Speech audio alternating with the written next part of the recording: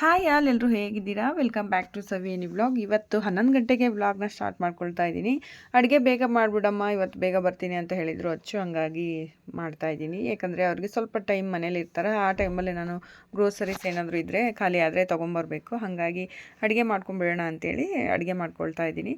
ಬೇಗ ಬೇಗ ಅಡುಗೆ ಮಾಡ್ಕೊಂಡು ಊಟ ಮಾಡ್ಕೊಂಡು ಹೋಗ್ಬಿಟ್ರೆ ಕಿಚನ್ನು ಕ್ಲೀನ್ ಮಾಡಿಬಿಟ್ಟು ಹೋಗ್ಬಿಟ್ರೆ ಬಂದಮೇಲೆ ಗ್ರೋಸರೀಸ್ ಎಲ್ಲ ಜೋಡಿಸ್ಕೊಳ್ಳೋಕ್ಕೆ ಮತ್ತು ಆರಾಮಾಗಿ ಟೈಮ್ ಇರುತ್ತೆ. ಇಲ್ಲಾಂದರೆ ಎಲ್ಲ ಕೆಲಸನೂ ಬಿಟ್ಬಿಟ್ಟು ನಾನು ಗ್ರೋಸರೀಸ್ ಮಾತ್ರ ಹೋದರೆ ಎಲ್ಲ ಪೆಂಡಿಂಗ್ ಆಗಿರುತ್ತೆ. ಅಲ್ಲಿಂದ ಓಡಾಡ್ಕೊಂಡು ಬಂದಿದ್ದ ಮೇಲೆ ನನಗೆ ಮಾಡಬೇಕಂದ್ರೆ ತುಂಬ ಬೇಜಾರಾಗುತ್ತೆ. ಹಾಗಾಗಿ ಬೇಗ ಬೇಗ ಅಡುಗೆ ಮಾಡ್ತಾಯಿದ್ದೀನಿ. ಇವತ್ತು ಮೇಥಿ ಮಟರ್ ಮಸಾಲ ಮಾಡಿಬಿಟ್ಟು ಹಾಗಲಕಾಯಿ ಇತ್ತಲ್ವ, ಅದನ್ನು ಕೂಡ ರೋಸ್ಟ್ ಮಾಡೋಣ ಅಂತೇಳಿ ಹಾಗಲಕಾಯಿ ರೋಸ್ಟ್ ಮಾಡ್ಕೊಳ್ತಾ ಇದ್ದೀನಿ.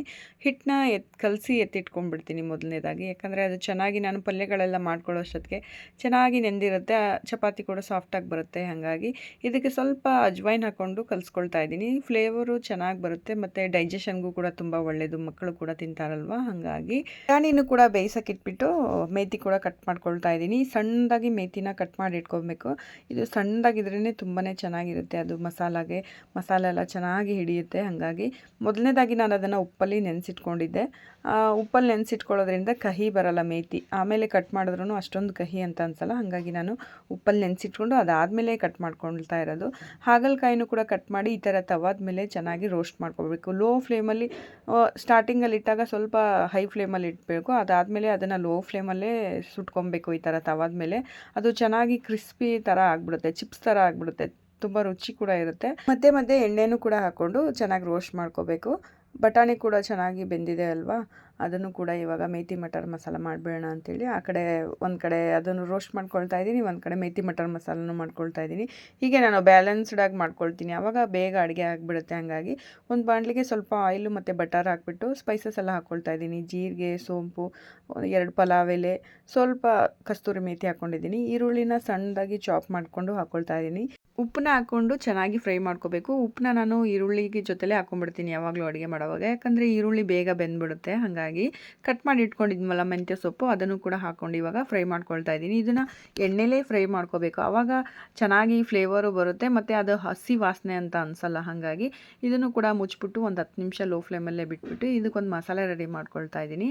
ಸ್ವಲ್ಪ ಮೊಸರು ಹಾಕ್ಕೊಂಡಿದ್ದೀನಿ, ಕೊತ್ತಂಬರಿ ಸೊಪ್ಪು, ಸ್ವಲ್ಪ ಗೋಡಂಬಿ, ಒಂದು ಅರ್ಧ ಟೊಮೊಟೊ ಹಾಕ್ಕೊಳ್ತಾ ಇದ್ದೀನಿ. ನೀವು ಒಂದು ಬೇಕಾದರೂ ಹಾಕ್ಕೊಳ್ಬೋದು. ನಾನು ಮೊಸರು ಸ್ವಲ್ಪ ಜಾಸ್ತಿ ಹಾಕ್ಕೊಂಡಿದ್ದೆ, ಹಾಗಾಗಿ ಅರ್ಧ ಟೊಮೊಟೊ ಹಾಕ್ಕೊಳ್ತಾ ಇದ್ದೀನಿ. ಇವಾಗ ಮೆಂತ್ಯ ಸೊಪ್ಪು ಚೆನ್ನಾಗಿ ಫ್ರೈ ಆಗಿದೆ ಅಲ್ವಾ, ಅದಕ್ಕೇ ಇವಾಗ ಮಸಾಲೆನೂ ಹಾಕ್ಬಿಟ್ಟು ಚೆನ್ನಾಗಿ ಫ್ರೈ ಮಾಡ್ಕೋಬೇಕು.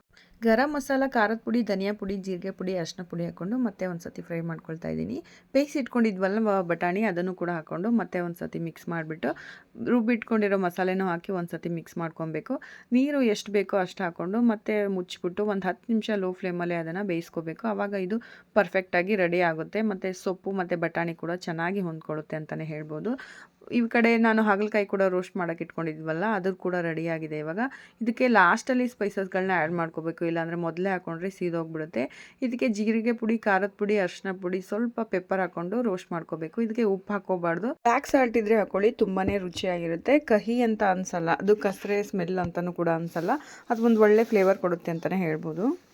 ಆವಾಗಲೇ ಅಷ್ಟೊಂದು ಇತ್ತಲ್ವ ಹಾಗಲಕಾಯಿ, ಇವಾಗ ನೋಡಿ ರೋಸ್ಟ್ ಆದಮೇಲೆ ಒಂದು ಸ್ವಲ್ಪ ಆಗಿದೆ.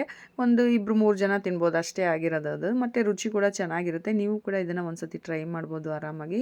ಈ ಕಡೆ ಮೆಂತಿ ಕೂಡ ರೆಡಿ ಆಯ್ತಲ್ವ, ಚಪಾತಿನೂ ಮಾಡ್ಕೊಳ್ಳೋಣ ಅಂತೇಳಿ ಮಾಡ್ಕೊಳ್ತಾ ಇದ್ದೀನಿ. ನಾನು ಚಪಾತಿಗೆ ಆಯಿಲೆಲ್ಲ ಹಾಕ್ಬಿಟ್ಟು ಮಾಡ್ಕೊಳ್ಳಲ್ಲ, ವಿತೌಟ್ ಆಯಿಲಲ್ಲೇ ಮಾಡ್ಕೊಳ್ತೀನಿ. ಸ್ವಲ್ಪ ಗೀ ಹಾಕ್ಕೊಳ್ತೀನಿ ಚಪಾತಿ ಸುಟ್ಕೊಂಡು ಆದಮೇಲೆ. ನನಗೇನೋ ಈ ಥರ ಚಪಾತಿ ಮಾಡೋದೇ ಇಷ್ಟ ಆಗುತ್ತೆ, ಹಾಗಾಗಿ ನಾನು ಈ ಥರ ಮಾಡ್ಕೊಳ್ತಾ ಇದ್ದೀನಿ. ನಾನು ಕಟ್ಟಿಂಗ್ ಬೋರ್ಡ್ ಇಟ್ಕೊಂಡಿದ್ದೀನಲ್ವ, ಅದರಲ್ಲೇ ಚಪಾತಿನೂ ಕೂಡ ಲಟ್ಟಿಸ್ಕೊಳ್ಳೋದು. ಅದು ಒಂಥರ ಆಲ್ರೌಂಡ್ ಅಂತಲೇ ಆಗಿಬಿಟ್ಟಿದೆ ಇವಾಗ. ವೆಜಿಟೇಬಲ್ ಕಟ್ ಮಾಡ್ಕೊಳ್ಳೋಕ್ಕಾಗಿರ್ಬೋದು, ಚಪಾತಿ ಲಟ್ಟಿಸ್ಕೊಳ್ಳೋಕ್ಕಾಗಿರ್ಬೋದು, ಚೆನ್ನಾಗಿ ನನಗೆ ಸೆಟ್ ಆಗಿಬಿಟ್ಟಿದೆ. ಅದನ್ನೇ ಕೂಡ ನಾನು ಚಪಾತಿಗೂ ಕೂಡ ಯೂಸ್ ಮಾಡ್ಕೊಳ್ಳೋದು. ಚಪಾತಿನೂ ಆದಮೇಲೆ ಇನ್ನೇನು ಊಟ ಮುಗಿಸ್ಕೊಂಡು ಹೊರಡೋಣ ಅಂಥೇಳಿ ನಾನು ಕೂಡ ಊಟಕ್ಕೆ ರೆಡಿ ಮಾಡ್ಕೊಳ್ತಾ ಇದ್ದೀನಿ. ನನ್ನ ಹಸ್ಬೆಂಡು ಕೂಡ ಬಂದುಬಿಟ್ಟಿದ್ರು, ಅವ್ರು ಬಂದು ಫ್ರೆಶ್ ಅಪ್ ಆಗೋಕ್ಕೆ ಹೋಗಿದ್ರು. ಇವಾಗ ನಾನು ಊಟ ಎಲ್ಲ ರೆಡಿ ಆಯ್ತಲ್ವ, ಇನ್ನು ಹೊರಟ್ಬಿಡೋಣ, ಟೈಮ್ ಆಗಿಬಿಡುತ್ತೆ ಅಂತ ಹೊರಟ್ವಿ. ಮಕ್ಕಳು ಕೂಡ ನಾವು ಬರ್ತೀವಿ ಅಂತ ಹಠ ಮಾಡೋಕ್ಕೆ ಶುರು ಮಾಡಿದ್ರು. ಅವ್ರನ್ನ ಕರ್ಕೊಂಡು ಹೋದರೆ ತುಂಬಾ ಲೇಟ್ ಆಗಿಬಿಡುತ್ತೆ, ಯಾಕಂದರೆ ಅವ್ರನ್ನ ಹಿಡ್ಕೊಂಡು ಅಲ್ಲಿ ಗ್ರೋಸರೀಸ್ ಎಲ್ಲ ತೊಗೊಳಕ್ಕೆ ನನಗೆ ಲೇಟ್ ಆಗಿಬಿಡುತ್ತೆ.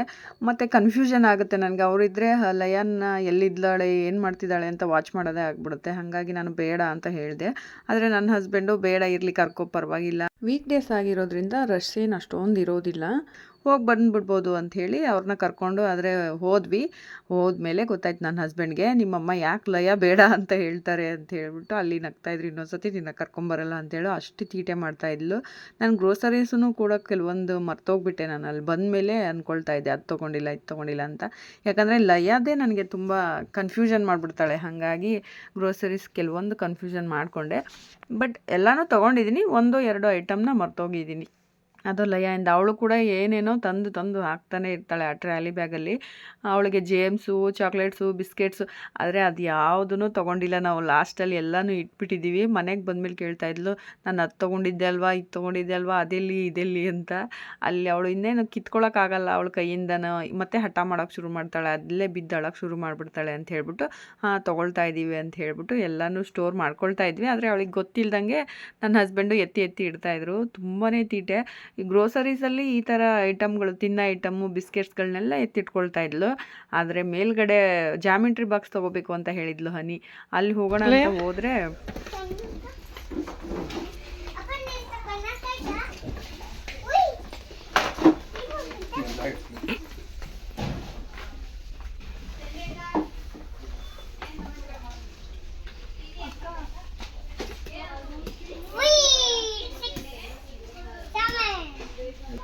ಒಂದು ತೊಗೋಬೇಕು, ಯಾಕೆ 2 ತೊಗೊಂಡಿದ್ಯಾ?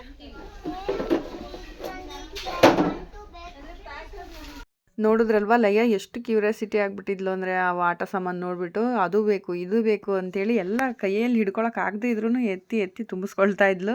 ನಾನು ಮೇಲೆ ಟ್ರಾಲಿ ತೊಗೊಂಡು ಹೋಗಿರಲಿಲ್ಲ, ಹಾಗೆ ಸುಮ್ಮನೆ ಒಂದು ಜಾಮಿಟ್ರಿ ಅಲ್ವಾ ಅಂತೇಳಿ ಹೋಗಿದ್ದಿದ್ದು.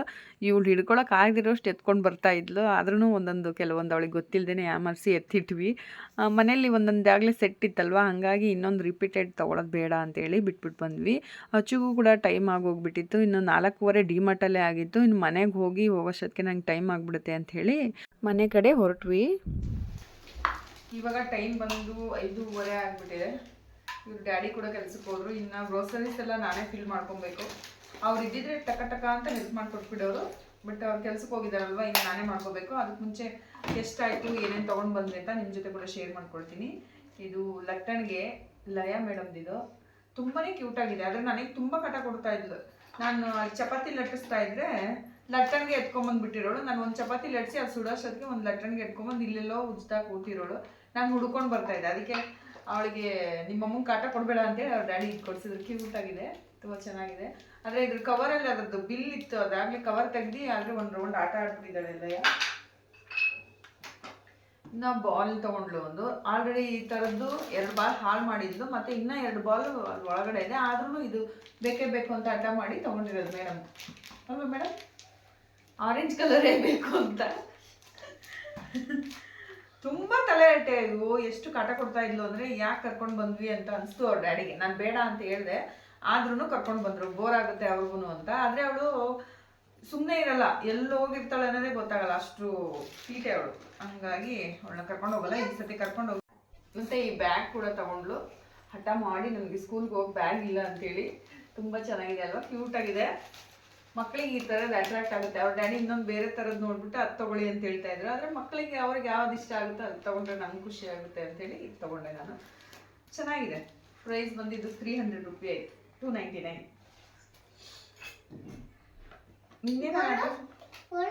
ಜಾಮಿಟ್ರಿ ಬಾಕ್ಸ್ ಒಂದು ತೊಗೊಂಡು ಹನಿ.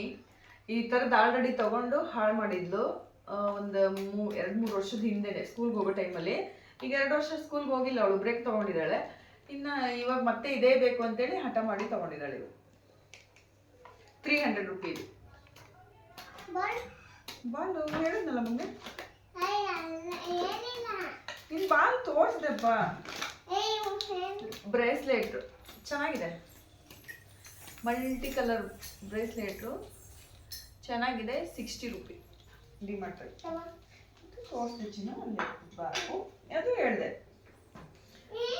ನಾನು ತೊಗೊಂಡಿರೋ ಖುಷಿ ಅವಳಿಗೆ, ನಾನು ತೋರಿಸಿ ಅಂತ. ಇನ್ನು ಪೆನ್ಸಿಲ್ಲು ಹೋದಾಗೆಲ್ಲ ಪೆನ್ಸಿಲ್ಲು ಕೇಳಿ ಇಸ್ಕೊಳ್ತಾ ಇದ್ಲು. ಈ ಸತಿನೂ ತೊಗೊಂಡು ಬಂದಿದ್ದೀವಿ. ಆದರೆ ಇದು ಯಾವಾಗ ಕಳೆದೋಗುತ್ತೆ ಅನ್ನೋದೇ ಗೊತ್ತಾಗಲ್ಲ. ಆದರೆ ಕೇಳಿದಾಗ ಪೆನ್ಸಿಲ್ ಇಲ್ಲ ಅಂತ ಮಾತ್ರ ಹೇಳ್ತಾಳೆ. ಇದು ಒಂದು ಡೈರಿ ತೊಗೊಂಡಿದ್ದಾಳೆ. ನಾವು ಚಿಕ್ಕವರಿರುವಾಗ 25 ರೂಪಾಯಿಗೆ ದೊಡ್ಡ ನೋಟ್ಬುಕ್ಕೇ ಬರೋದು. ಇವಾಗ ನೋಡಿ ಇಷ್ಟು ಡೈರಿ ಬಂದಿದೆ. 25 ರೂಪೀಸ್. ಇನ್ನು ಇವ್ರ ಐಟಮೇ ಇಷ್ಟೊಂದು ಆಗೋಯ್ತು.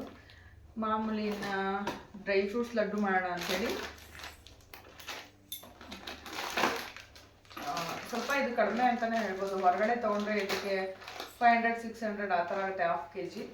ಡಿ ಮಾರ್ಟಲ್ಲಿ ಪರವಾಗಿಲ್ಲ, ಒಂದು 350 ಅನಿಸುತ್ತೆ. ಇದು 350 ರೂಪಾಯಿ ಅನಿಸುತ್ತೆ ಅರ್ಧ kg. ಮತ್ತು ಇದು ವಾಲ್ನಟ್ಟು, ಸ್ವಲ್ಪ ಪಿಸ್ತಾ ಮತ್ತು ಡೇಟ್ಸ್ ತೊಗೊಂಡೆ. ಅದೇ ಡ್ರೈ ಫ್ರೂಟ್ ಲಡ್ಡು ಮಾಡ್ಬೇಕನ್ನಲ್ಲ, ಅದಕ್ಕೋಸ್ಕರ ತೊಗೊಂಡಿದ್ದೆ. ಬಟ್ ಮಾಡಿಲ್ಲ ಅಂದ್ರೂ ತೊಗೊಳ್ತೀನಿ, ಇವ್ರು ತಿಂತಾರೆ ಅಂತ ಹೇಳಿ. ಇವಳು ತಿಂತಾಳೆ ಜಾಸ್ತಿ ನಮ್ಮಲ್ಲಿ ಡ್ರೈ ಫ್ರೂಟ್ಸ್ ಊಟ. ಇದು ಇನ್ನು ಮಾಮೂಲಿ ಮಕ್ಕಳಿಗೆ ಸೋಪಿನ ಪೌಡರ್ ಅಂತೂ ನಮ್ಮ ಮನೇಲಿ ತುಂಬಾ ಬೇಕು. ಡೈಲಿ ಬಟ್ಟೆ ವಾಶ್ ಮಾಡ್ತೀವಿ, ಹಾಗಾಗಿ ಸೋಪು ಮತ್ತು ಕಂಫರ್ಟ್ 2 ಲೀಟರ್ ಬೇಕೇ ಬೇಕಾಗುತ್ತೆ. ತಿಂದಿರು ಈ ಪೌಡರ್ ತೊಗೊಂಡು ಅದು ಇವ್ರು ಡ್ಯಾಡಿ. ಮತ್ತು ಹನಿ ನಾನು ಮಾತ್ರ ಯೂಸ್ ಮಾಡ್ತೀನಿ ಹಂಗಂತ ಅಂದ್ಕೊಳ್ತೀನಿ. ಇವ್ರು ಕದ್ದು ತಿಂತಾರೆ, ಇವ್ರು ಕಳ್ಳರು, ಇವ್ರು ಹನಿ ಕಳ್ಳರು. ಲಯ ಅವರು ಅಲ್ವಾ? ಲಯ ನಂಗೆ ಹೆಲ್ಪ್ ಮಾಡ್ತಾ ಇದ್ದಾರೆ ಅವರು. ಮಾಮೂಲಿ ಪಾತ್ರೆ ತೊಳೆ ಸೋಪು, ಬಟ್ಟೆ ಸೋಪು, ಲೈಟರ್ ಒಂದು ಯಾಕೋ ಹಾಳಾಗ್ಬಿಟ್ಟಿತ್ತು ಅಂತೇಳಿ ಒಂದು ಲೈಟರ್ ತೊಗೊಂಡೆ. ಅದು 3 ಸತಿ ಇದನ್ನ ಮಾಡಿದ್ರೆ ಪ್ರೆಸ್ ಮಾಡಿದ್ರೆ 1 ಸತಿ ಆನ್ ಆಗ್ತಾ ಇತ್ತು, ಹಾಗಾಗಿ ಇದೊಂದು ತೊಗೊಂಡೆ. ಇನ್ನು ಮಾಮೂಲಿ ಹೆಸರು ಬೇಳೆ, ಇದು ಬಂದು ಜೀರಾ ರೈಸು. ಬಿರಿಯಾನಿ ಮಾಡಿದ್ರೆ ಒಂದು 2 kg ಅಷ್ಟು ತೊಗೊಂಡ್ಬರ್ತೀನಿ. ಮನೇಲಿ ಆಲ್ರೆಡಿ 1 kg ಇತ್ತು ಅಂಥೇಳಿ ಇವಾಗ 1 kg ಅಷ್ಟು ತೊಗೊಂಡ್ಬಂದಿದ್ದೀನಿ. ಇನ್ನು ಆಯಿಲ್ ಪ್ಯಾಕೆಟ್ ಒಂದು 4 ತೊಗೊಂಡಿದ್ದೀನಿ. 5 ಹಾಕೊಂಡಿದ್ದಾರೆ. ಮಾಮೂಲಿ ಫ್ರೀಡಮ್,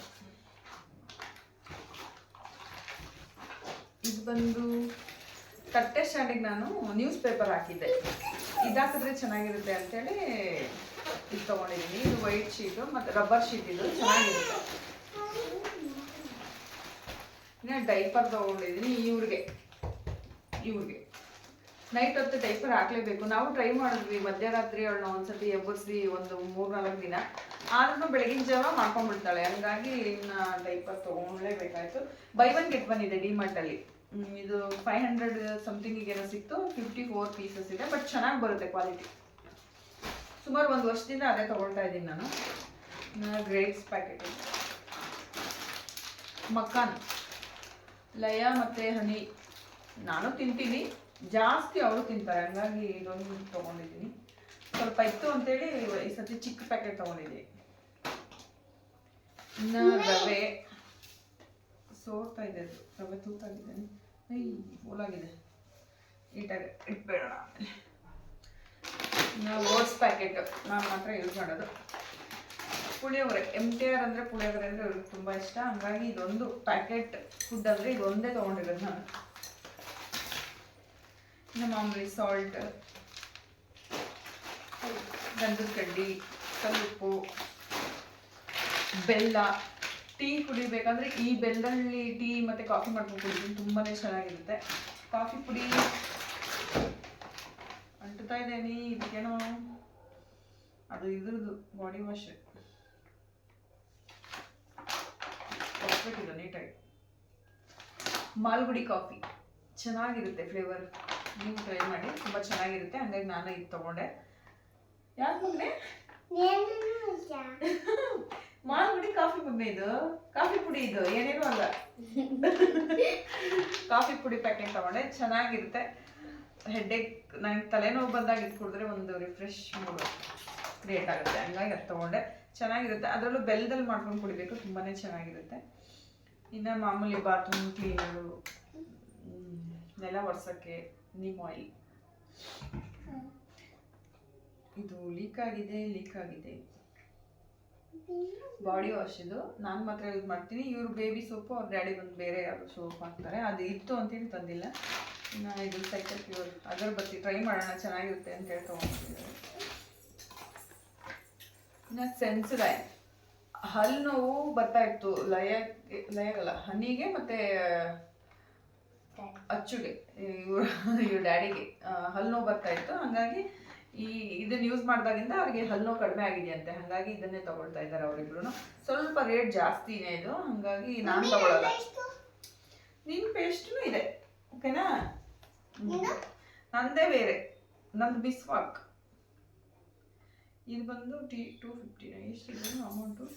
$399 ಪೇಸ್ಟ್. ಇದು 1 ಮಂತ್ ಬರುತ್ತೆ. ಬಟ್ ಚೆನ್ನಾಗಿದೆ, ಹಲ್ಲು ಕಡಿಮೆ ಆಗಿದೆ ಅಂತ ಹೇಳ್ತಾ ಇದ್ರು. ಹಂಗಾಗಿ ಈ ಸತಿ ಕಂಟಿನ್ಯೂ ಮಾಡ್ತಾ ಇದ್ದಾರೆ. ಲಾಸ್ಟ್ ಟೈಮ್ ತೊಗೊಂಡು ಬಂದಿದ್ದನ್ನು ಮತ್ತೆ ಕಂಟಿನ್ಯೂ ಮಾಡ್ತಾ ಇದ್ದಾರೆ.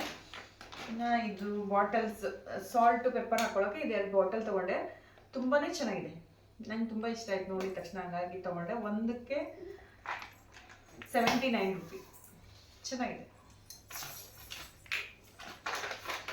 ಮಾಮೂಲಿ ಹುಣಸೆ ಹಣ್ಣು, ಸೋಪು, ಏಲಕ್ಕಿ, ಮೆಣಸು, ಇಷ್ಟು ಗ್ರಾಸರೀಸ್ಗೆ ಬಿಲ್ ಎಷ್ಟಾಯ್ತು ಅಂದರೆ, ಬಿಲ್ ಇತ್ತಲ್ಲ ಮಮ್ಮಿ ಬಿಲ್ಲಲ್ಲಿ,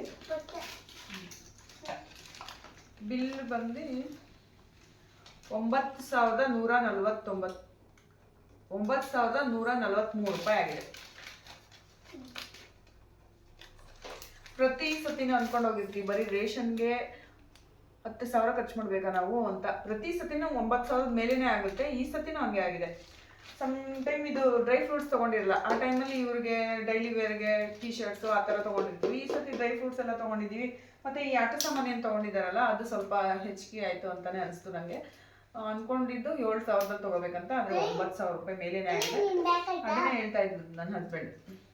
ಅಂದ್ಕೊಂಡು ಬರ್ತೀವಿ, ಆದರೆ ಜಾಸ್ತಿನೇ ಮಾಡ್ತೀವಿ ಬಿಲ್ಲು, ಯಾವತ್ತೂ ಕಡಿಮೆ ಆಗಲ್ಲ. ಮತ್ತು ರೇಟು ಕೂಡ ಎಲ್ಲ ಜಾಸ್ತಿ ಆಗಿದೆ ಇವಾಗ. ರೇಷನ್ ಕೂಡ ಎಷ್ಟು ಕಾಸ್ಟ್ಲಿ ಆಗಿಬಿಟ್ಟಿದೆ ಅಂದರೆ ತುಂಬಾ ಜಾಸ್ತಿ ಆಗಿದೆ, ಏನು ಮಾಡೋಕ್ಕಾಗಲ್ಲ. ನೋಡಿ ಇದು ಅಲ್ಲಿ ಹತ್ತಿರ ಇಡಿ, ಏನು ಕಾಣಿಸ್ತಾ ಇಲ್ಲ ಇಲ್ಲಿಂದ ಅಂದ್ಕೊಳ್ತೀನಿ. ಕಾಣಿಸ್ತಿದ್ಯಾ?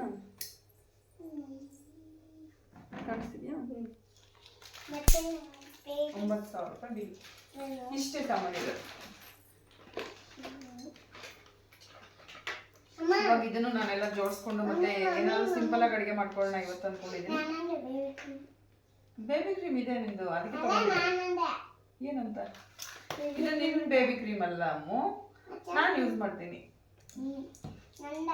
ನಿಂದು ಇದೆ ಮನೆಯಲ್ಲಿ, ಲಾಸ್ಟ್ ಟೈಮ್ ತಂದಿದ್ದು 2 ಪ್ಯಾಕ್ ಡಬ್ಬ ಹಂಗೆ ಇದೆ, ಅದಕ್ಕೆ ತಂದಿಲ್ಲ ಈ ಸತಿ. ಬೇಬಿ ಕ್ರೀಮ್ ನಂದ ಅಂತ ಕೇಳ್ತಿದ್ದಾಳೆ, ಇದು ನಂದು ಆ್ಯಕ್ಚುಲಿ. ಇನ್ನು ಇದೆಲ್ಲ ಜೋಡಿಸ್ಕೊಬೇಕು. ನಾನು ಒಂದು ಒಳ್ಳೆ ಕಾಫಿ ಮಾಡ್ಕೊಂಡು ಕುಡಿಬೇಕು. ಈ ಬ್ಲಾಗ್ನು ಕೂಡ ಇಲ್ಲಿಗೆ ಎಂಡ್ ಮಾಡ್ತಾ ಇದ್ದೀನಿ. ಇನ್ನೇನು ಜೋಡಿಸ್ಕೊಬೇಕು.